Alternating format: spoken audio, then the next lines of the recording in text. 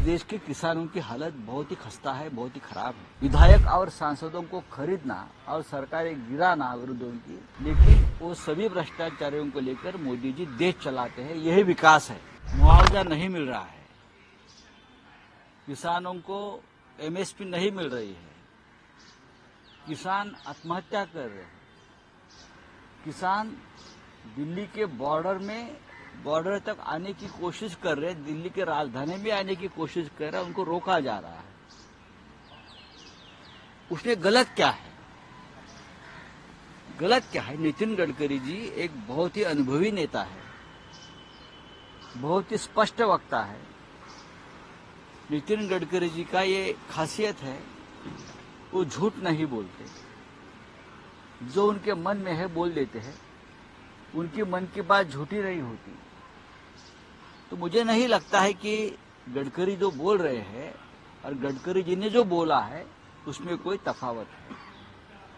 इस देश के किसानों की हालत बहुत ही खस्ता है, बहुत ही खराब है। खुलेआम किसानों को देशद्रोही ठहराया जा रहा है। किसानों की जो मांग है वो जायज मांग है, एमएसपी की है, हाँ, और मुआवजे की मांग है, उसमें गलत क्या है?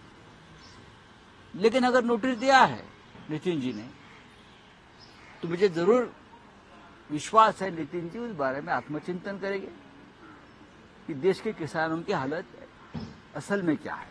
क्या देवेंद्र फडणवीस जी, भारतीय जनता पार्टी की जो सरकार 10 साल से चल रही है, उनकी नीति, उनके कामों के बारे में बता सकते हैं? 70 साल में देश में जो विकास किया है, वो विकास पंडित नेहरू जी से लेकर नरसिंह राव और मनमोहन सिंह तक है। मोदी जी और अमित शाह की सरकार में देश का क्या विकास हुआ है? आप हमें 10 बातें बताइए। महाराष्ट्र में बताइए, आप 10 साल से सरकार में है। सिर्फ पैसे की ताकत पर, सेंट्रल एजेंसी के ताकत पर विधायक और सांसदों को खरीदना और सरकारें गिराना विरोधियों की, यही आपका अगर विकास कार्य, यही आपकी नीति है, तो जरूर हमने कुछ किया नहीं है, वो आपने ही किया है। यही तो विकास है ना। मोदी जी कहते हैं अजित पवार ने 70,000 करोड़ का घोटाला किया। मोदी जी कहते हैं आदर्श स्कैम डिफेंस का सबसे बड़ा स्कैम है। मोदी जी और भी बहुत कुछ कहते हैं भ्रष्टाचार के बारे में, लेकिन वो सभी भ्रष्टाचारियों को लेकर मोदी जी देश चलाते हैं। यही विकास है। फडणवीस को मेरा यही जवाब है, यही आपका विकास है। तो सिंधिया गुट के दो नेता आपस में झगड़ा कर रहे हैं विधान भवन में, आपस में गैंगवॉर है ये गैंगवॉर है। गैंग में गैंगवॉर होता है। जिसने मुंबई का अंडरवर्ल्ड देखा है, हमने देखा है,